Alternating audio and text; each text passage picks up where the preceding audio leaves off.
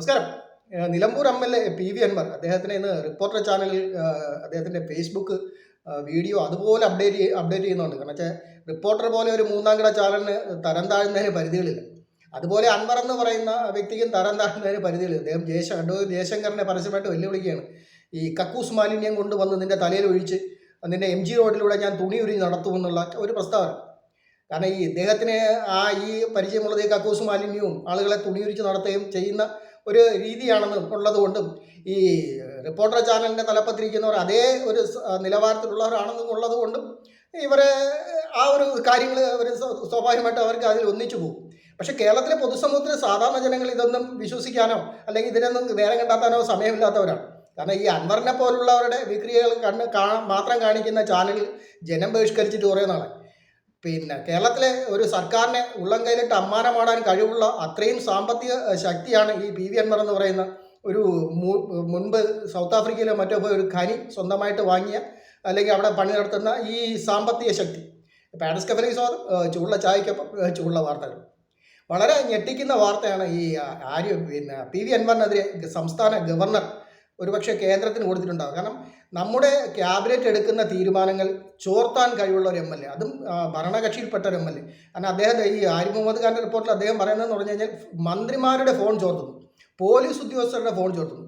ഏറ്റവും വലിയൊരു ക്രിമിനൽ ഒഫൻസാണ്. നമ്മുടെ ദേശസുരക്ഷയെ സംബന്ധിക്കുന്ന ധാരാളം സന്ദേശങ്ങൾ പോലീസ് പരസ്പരം കൈമാറാറുണ്ട്. അത് പലതും പബ്ലിക്കാവണമെന്നില്ല.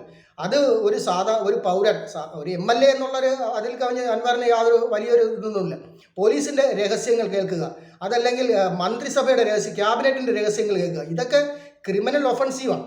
പ്രത്യേകിച്ചും സൗത്ത് ആഫ്രിക്ക പോലുള്ള ഒരു സ്ഥലത്ത് വളരെ ആഴത്തിലുള്ള സാമ്പത്തിക ശക്തിയായിട്ടുള്ള പി.വി. അൻവർ എന്ന് പറയുന്നത്. ഇദ്ദേഹത്തിന് ഈ സംസ്ഥാന സർക്കാരിനെ ഉള്ളംകല്ലിട്ട് അമ്മാനമാണ്. മലപ്പുറം എന്നുള്ള ജില്ല പോലീസിൻ്റെ ആര് ഭരിക്കണമെന്ന് തീരുമാനിക്കുന്ന ഇദ്ദേഹമാണ്.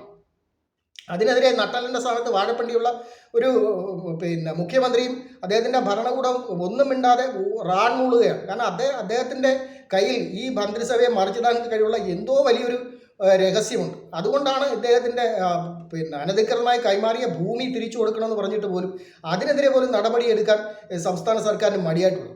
അപ്പോഴാണ് നമ്മുടെ ഗവർണറുടെ ഇടപെടൽ ഒരു പക്ഷേ നമുക്കൊരു ആശ്വാസം, കേരളത്തിലെ സാധാരണ ജനങ്ങൾക്ക് ഒരു ആശ്വാസം വരുന്നത്. ഇത്തരത്തിലുള്ള വൻ ശക്തികളെ വളർത്തിവിട്ടാൽ ഇവർ കേരള സംസ്ഥാനം മൊത്തം ആർക്കെങ്കിലുമൊക്കെ എഴുതി വിളിക്കും. അതാണ് അവസ്ഥ. കാരണം ഇങ്ങനെയുള്ള ആളുകൾ പൊതുസമൂഹത്തിന് ഉണ്ടാക്കുന്ന ദുഷ്പേര് അല്ലെങ്കിൽ അപമാനം എത്ര വലുതാണെന്ന് നമ്മുടെ ഇന്ന് ഈ വാർത്താ മാധ്യമങ്ങൾ ഇദ്ദേഹത്തെ പ്രത്യക്ഷപ്പെട്ട് പറയുന്നത് കേട്ടാൽ മനസ്സിലാകും.